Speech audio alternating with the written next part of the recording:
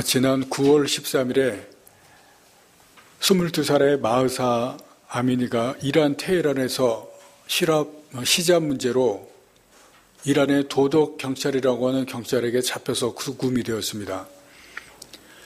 구금된 지 3일 만에 의문의 죽음을 당했는데 정부에서 심장마비라고 발표를 했습니다. 그러나 이 22살의 아미니가 잡힐 때에 경찰에게 심한 구타를 당하는 것을 본 사람들이 그 증언을 하는 것이 이제 사람들에게 알려지고, 또 아미니가 죽었을 때에 그 진료 기록을 본 의사들이 구타에 의한 사망 가능성에 대해서 이야기를 하자 여자들이 들고 일어나서 시위를 시작합니다.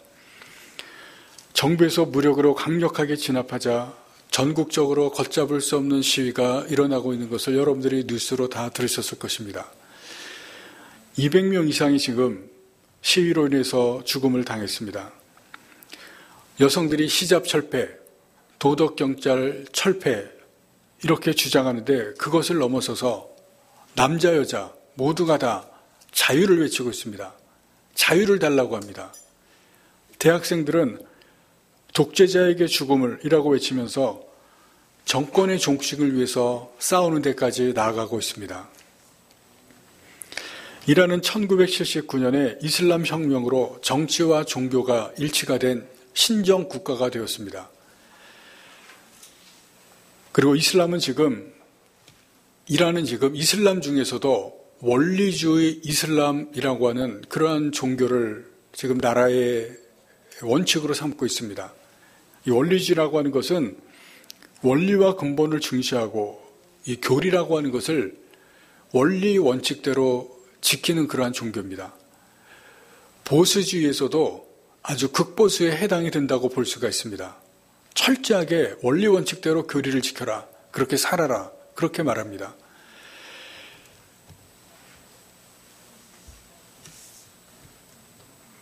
혁명으로 권력을 잡고 실제적인 통치자였던 호메이니는 이슬람의 율법이 있는데 그 이슬람 율법이 지배하는 나라를 꿈꿨습니다. 그래서 자기가 권력을 잡자 그 이슬람 율법으로 철저하게 나라를 다스리려고 합니다. 그런 나라를 세웠습니다. 그래서 정부 지도자들도 이슬람의 종교인들인 율법학자들로 하여금 정부 지도자들이 되게 했고, 그리고 종교인들을 정부에 많이 진출하게 만들었습니다. 그런데 정부에 들어간 그 이 율법 종교인들이, 율법학자들, 그리고 종교인들, 이 사람들이 정치권 안에 들어가자 다 부패했습니다. 조직적으로 부패하고 부정을 범합니다.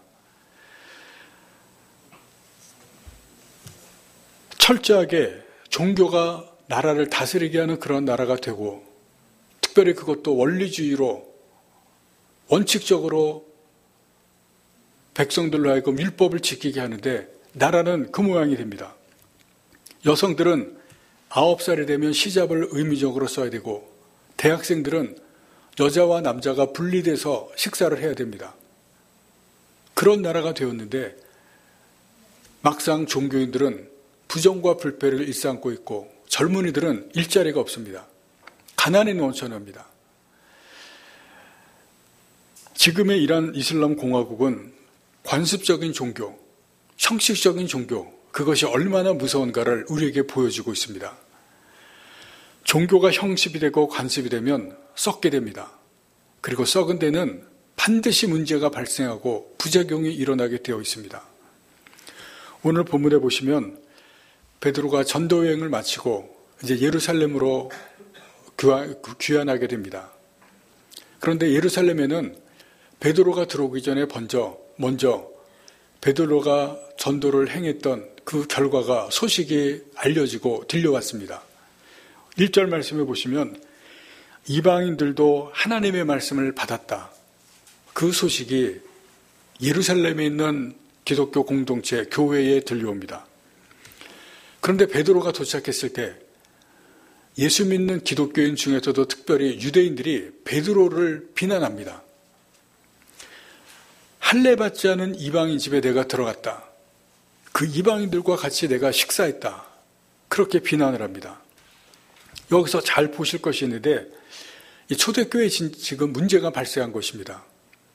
어떤 문제냐면 유대인과 이방인들의 문제가 아닙니다. 예수 믿는 사람들과 예수 믿지 않는 사람들 사이의 문제가 아닙니다. 지금 이 문제는 믿는 사람들 사이의 문제입니다. 예수 믿는 사람들끼리 서로 문제가 발생한 것입니다. 베드로가 이방인 집에 들어간 것이 문제고 같이 식사하고 같이 교제한 것이 지금 문제입니다. 우리가 앞에 10장과 11장 오늘 본문 말씀해 보시면 고넬료의 사건이 중심인데 고넬료의 사건에서 중요한 것이 무엇입니까? 이방인들이 복음을 듣고 구원을 얻었다는 것이고 이방인들에게도 성령이 임했다는 것이고 그 이방인들이 세례를 받았다는 것이 중요한 문제입니다. 그것을 지금 중요해서 성경에 10장과 11장 두 번이나 이 사건이 지금 기록되어 있습니다. 그런데 유대인 그리스도인들이 베드로에게 지금 시비 거는 것이 무엇입니까? 그런 내용은 하나도 없습니다. 왜 같이 밥 먹었냐는 것입니다. 왜 그 집에 들어가서 교제했냐는 것입니다. 중요한 것은 하나도 없고 그런 문제들만 가지고 지금 시비 걸고 그리고 따지고 비난하고 있습니다. 놀라운 부분을 우리에게 보여주고 있습니다. 이 사람들이 비난했을 때 그 마음 가운데는 이런 마음이 있습니다. 자기들은 이방인과 달라야 되고 자기들은 이방인들과 다른 특별한 그런 사람들이라는 생각, 그것이 마음속에 있습니다. 한마디로 하면 우월감입니다. 우리가 이방인들보다 우월하고 우리가 이방인들보다 더 뛰어난데 왜 그들과 같이 식사했고 왜 그들과 같이 교제해서 우리와 같이 되었느냐 하는 겁니다. 그들을 우리와 같이 취급했느냐 하는 것입니다. 사람들은 다른 사람들보다 조금 더 낫고 싶은 그러한 마음이 누구에게나 다 있습니다. 다른 사람들보다 조금 더 잘 보이고 싶은 마음이 누구에게나 다 있습니다. 너보다는 내가 낫다. 그런 마음입니다. 전에 저희 집사람이 난방을 하나 사왔습니다. 새 것이라 여름 옷인데 이제 기분 좋게 입고 다녔는데 어느 날 똑같은 옷을 누가 입었습니다. 제 목사라 그렇게 하면 안 되는데 인간이다 보니까 또 그런 일이 있었습니다. 그 옷을 입은 사람이 누구냐면 교회 교인입니다. 그런데 평소에 그분 하는 행동이나 그분 하는 모습이 별로 제 마음에 들지 않았습니다. 별로 그렇게 좋아하는 사람이 아닌데 마음에 들지 않은 사람인데 저하고 똑같은 옷을 입은 겁니다. 근데 집사람이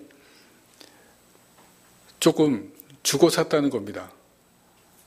근데도 그 사건 이후로 그 옷이 싫어집니다. 입고 싶지 않습니다.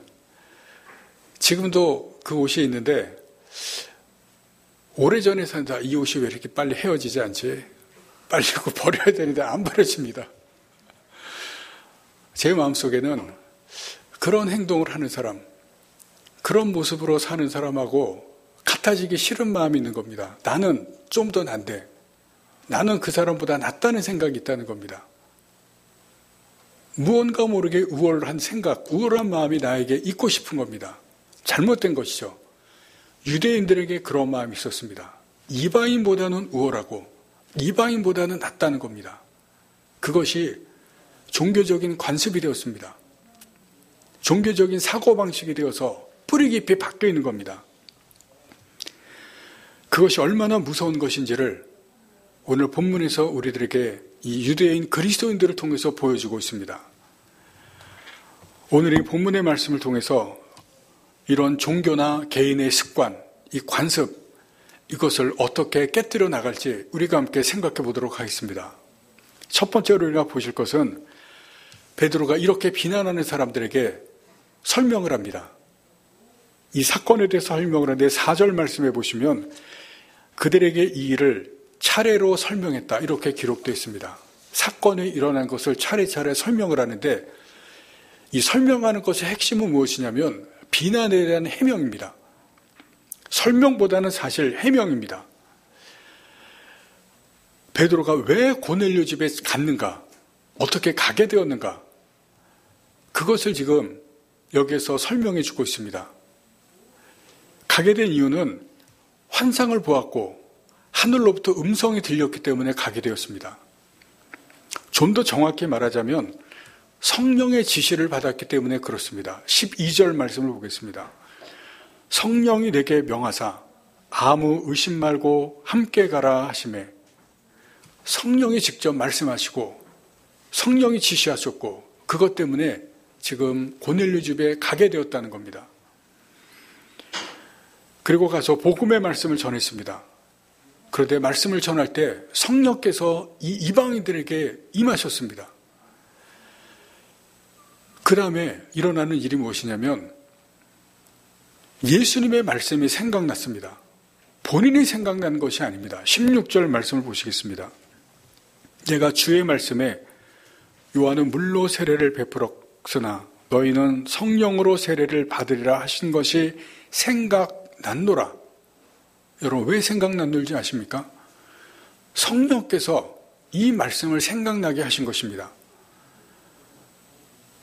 이방인들에게 세례를 주도록 하시기 위해서 예수님께서 하신 말씀을 생각나게 하시고 그래서 베드로가 이방인들에게 세례를 줍니다. 베드로에 의하면 자기가 고넬료 집에 가고 그 집에 방문하고 식사하고 교제한 것 그것은 성령께서 하시게 하셨다는 겁니다. 자기 의지로 자기 판단으로 자기 생각으로 한 것이 하나도 없습니다. 모든 것은 성령께서 하셨다. 한마디로 요약을 하게 할 수 있는 겁니다. 모든 것을 성령께서 하게 하셨다. 그리고 베드로가 이방인들과 만나는 과정 속에서 또 하나 중요한 것이 있습니다. 그것은 베드로가 가지고 있었던 것입니다. 베드로는 자신의 생각, 자신의 경험, 그리고 종교적인 관습, 종교적인 생활 그것이 뿌리 깊게 자신에게 있다는 것을 보았고 알았습니다. 이방인들을 부정적으로 생각했습니다. 그들과 교제하면 안 된다고 생각했습니다. 그 종교적인 습관과 종교적인 삶의 모습이 자신에게 강력하게 자리 잡고 있었습니다. 그런데 이것을 지금 오늘 본문의 말씀에 보시면 자기를 비난한 사람들에게 말합니다. 그 말하는 의도가 무엇이냐면 너희들이 그렇게 생각했던 것처럼 나도 그렇게 생각했다는 것입니다. 너희들이 그런 태도를 가진 것처럼 나도 그런 태도를 가지고 있었다는 겁니다. 그것을 지금 말합니다. 은연중에 무의식적으로 그들은 그것을 말하고 있는 것을 보여줍니다. 내가 그 사고방식과 그 생활방식에서 벗어날 수 없는 그 틀, 너희가 가지고 있었지만 나도 가지고 있었다는 겁니다. 그런데 내가 가지고 있었던 그 생각과 틀이 다 깨졌다는 겁니다. 언제 깨졌냐면 고넬료를 만났을 때 다 깨진 것입니다. 지금까지는 이방인의 집 들어가고 그들과 밥을 먹고 그 집에 묵고 교제하는 것을 생각할 수가 없었습니다. 그것은 불가능한 것이었습니다. 그런데 그게 가능해졌습니다. 이방인들이 성령 충만하게 되는 것 상상할 수 없는 것이었는데 그들에게 성령 충만이 임한 것을 자기가 경험을 합니다. 이방인들이 세례를 받는 것은 이것은 한 번도 생각해 본 적이 없습니다. 그런데 성령을 받았기 때문에 세례를 주었습니다. 고넬료와 만남에 이 모든 것이 다 변화되고 자기가 가졌던 생각, 자기가 맡았던 습관 다 깨진 것입니다. 이 변화를 누가 가능하게 했습니까? 성령입니다. 성령께서 고넬료를 만나게 하시고 그 만나는 과정 속에 베드로가 가졌던 것을 하나하나 다 깨뜨리시고 다 바꾸십니다. 그래서 베드로가 이 사람들에게 이렇게 말합니다. 17절 하반절입니다. 내가 누구에게 하나님을 능히 맡겠느냐? 성령 하나님께서 하시는데 사람이 내가 어떻게 맡겠느냐는 것이고 성령께서 내 생각을 이렇게 바꾸셨다는 겁니다. 성령은 사람을 바꾸십니다. 능력이기 때문에 그러십니다. 변화하게 하시는 능력이고 개혁하시는 능력입니다. 그 변화와 개혁을 주도해 나가시는 분입니다. 사람은 그러한 변화와 개혁을 저항합니다. 거기에 싫어하는 그러한 부분이 있습니다. 지금에 안주하려고 하고 편안하려고 하고 자기가 좋아하는 것을 따라서 행동하려고 합니다. 오늘 본문에도 보시면 예루살렘에 예수 믿는 유대인들, 자기들이 가져왔던 관습, 자기들이 가져왔던 생각 때문에 이 이방인들에 대한 변화에 대해서 거부하고 저항하고 싫어합니다. 그래서 비난합니다. 그러나 성령은 잘못된 것을 바꾸시고 관획과 관습을 깨뜨리십니다. 변합니다. 개혁을 해 나가십니다. 그리고 생명은 생명입니다. 썩은 것을 도려내고 생명을 돋아나게 합니다. 아픈 것을 치유하시고 회복을 시킵니다. 죽어나가는 것을 살리시고 생명을 주십니다. 이 성령께서 변화와 개혁의 주체가 되시는 것을, 그래서 끊임없이 변화시키시고 개혁해 나가시는 것을 우리에게 보여주시고 있습니다. 세 번째는 개혁과 변화의 방향입니다. 어떤 방향으로 갈 것인가? 명성교회 담임 세습에 대해서 많은 목사님들이 반대하고 그리고 재판까지 갔습니다. 다행히 지난 1월에 1심에서 아들이 단임직 하는 것이 인정이 안 됐습니다. 잘못된 것이라고 판결이 나왔습니다. 여러분, 그런데 지난주입니다. 지난 27일 날 고등법원에서 판결이 뒤집혔습니다. 담임 목사직을 인정한 겁니다. 세습이 인정된 겁니다.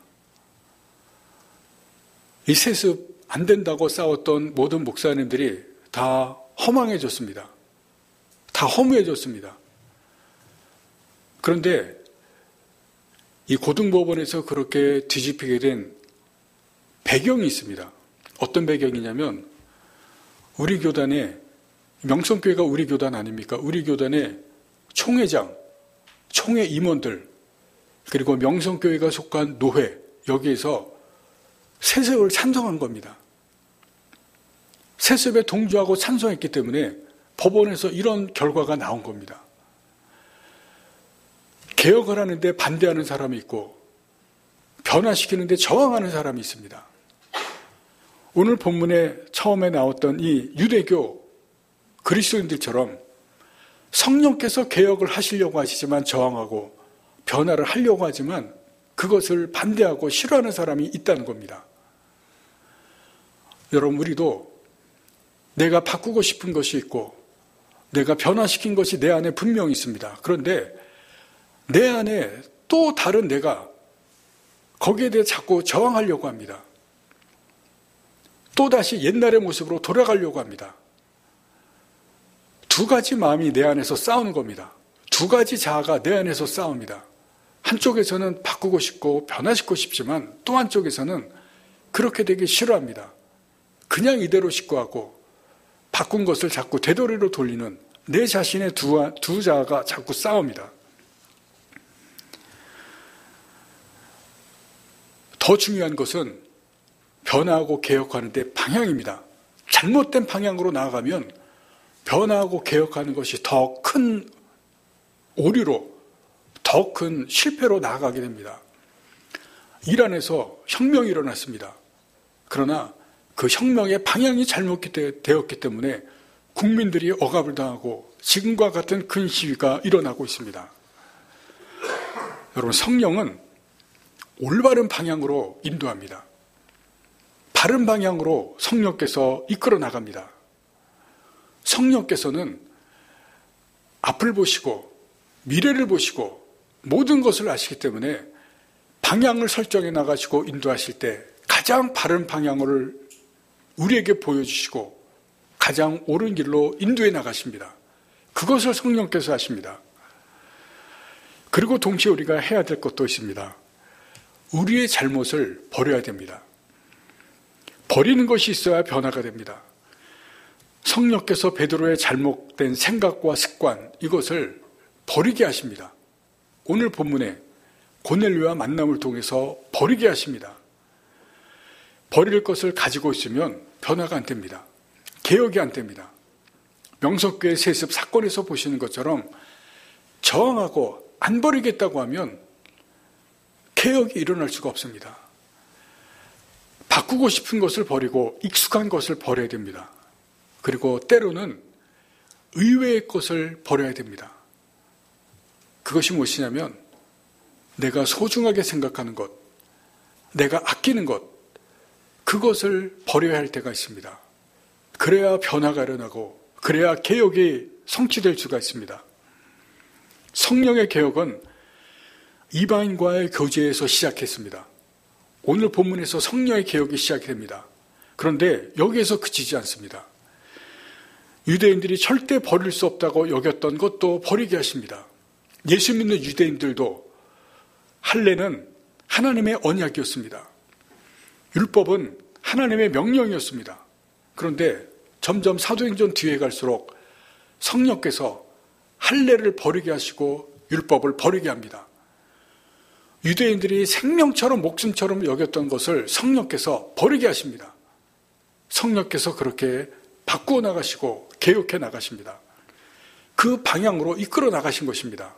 성령이 방향을 정하시고 이끌어 나가실 때 그것이 가장 옳은 방향, 가장 정확한 방향으로 이끌어 나가시기 때문에 그렇습니다.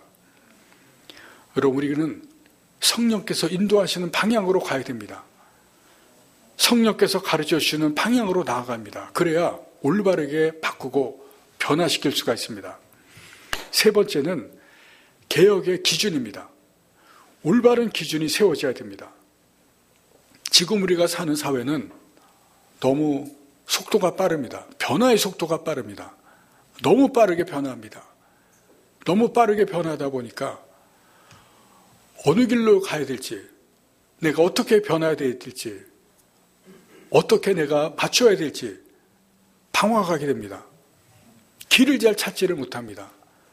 내가 도대체 이 변화 속에서 무엇을 해야 될지 방황하는 사람들이 많습니다. 특별히 젊은이들, 청소년들 많은 방황을 합니다. 어제 할로윈이라고 청년들이 모였다가 참사가 일어나는 것을 여러분들이 뉴스를 통해서 들으셨을 것입니다. 청년들이 주말마다 유흥가에 모이고 그리고 또 마약도 지금 일상생활 가운데 침투를 많이 했습니다. 젊은이들이 마약에 많은 손을 댑니다. 여러분, 이렇게 된 이유 중에 하나는 청년들이 길을 잃었습니다. 무엇을 해야 될지 알지 못하고 어느 길로 가야 될지 방향을 잃은 것입니다. 청년들이 옳은 방향으로 가야 되는데 방향을 모르고 제대로 결정을 할 줄을 모릅니다. 방향을 잘 판단하고 옳은 결정을 하기 위해서 중요한 것이 있습니다. 기준입니다. 어떤 기준을 세우고 그 기준을 따라서 내가 가야 될 길을 정하느냐. 기준이 중요하다는 것입니다. 베드로가 유대교적 관습을 버릴 때 어떻게 했는가를 우리가 볼 필요가 있습니다. 베드로는 성령을 따라 했습니다. 12절 말씀에서 보시는 것처럼 성령을 따라서 지시를 따라 했습니다. 성령께서 말씀하시는 그 말씀을 따라서 한 것을 볼 수가 있습니다. 또 16절을 보시면 예수님의 말씀을 따라서 세례를 줍니다. 두 가지가 기준입니다. 하나는 성령이고 또 하나는 말씀입니다. 성령과 말씀이 기준이 돼서 베드로가 행동하고 그리고 그 말씀을 기준해서 자기의 생각과 관습과 잘못된 것들을 깨뜨려 나갑니다. 그 결과를 보시겠습니다. 18절입니다. 그들이 이 말을 듣고 잠잠하여 비난하던 사람들이 갑자기 잠잠해졌습니다. 비난이 중단된 것입니다. 그 들끓는 마음이 중단되었습니다. 모든 입이 잠잠해집니다. 왜냐하면 베드로의 결과를 인정했기 때문에 그렇습니다. 그리고 18절 이후에 계속 보시겠습니다. 하나님께 영광을 돌려 이르되 그러면 하나님께서 이방인에게도 생명 얻는 회개를 주셨도다 하니라. 성령께서 하시는 그 일 언제나 옳고 가장 바른 것이기 때문에 그 결과를 보고 이 비난하던 사람들이 잠잠해지고 인정한 겁니다. 성령 하나님께서 기준으로 내세우시고 성령 하나님께서 그 기준대로 결과를 만드신 것을 듣고 나서 보고 나서 인정한 겁니다. 옳은 것이었구나. 바른 것이었구나. 인정하게 됩니다. 여러분, 우리가 세상의 기준이나 사람의 기준을 따라서 하면은 잘못될 수가 있습니다. 잘못될 가능성이 높습니다. 내 기준이 아니라 사람의 기준이나 세상의 기준이 아니라 성령과 말씀이 기준이 되어야 됩니다. 그럴 때 우리를 가장 옳은 길로 인도해 주시기 때문에 그렇습니다. 오늘은 종교개혁 주일입니다. 성령께서는 사람들에게 임하신 이후로 끊임없이 사람과 교회와 제도를 개혁하시고 바꿔나가십니다. 그렇게 해오셨습니다. 우리도 변화해야 될 것이 있습니다. 내 안에 바꿔야 될 것이 있습니다. 교회도 바꿔야 될 것이 있고 개혁되어져야 될 것이 있습니다. 그 변화와 개혁은 사람이 하는 것이 아니라 성령께서 주도하십니다. 성령께서 주체입니다. 성령께서 말씀을 통해서 올바른 방향을 가르쳐 주시고 인도해 주시면서 우리에게 기준이 되어 주실 때 우리는 거기에 순종해야 됩니다. 베드로가 성령께서 하시는 대로 순종하시는 것처럼 우리도 그 부분에 순종할 때 나와 가정과 교회가 올바르게 변화되고 올바르게 개혁되어져 갈 것입니다. 바른 길로 인도되어져 갈 것입니다. 그래서 날마다 새로워지는, 날마다 변화되어져 가는 여러분들이 되시고 이 교회가 될 수 있기를 간절히 바랍니다. 기도하시겠습니다.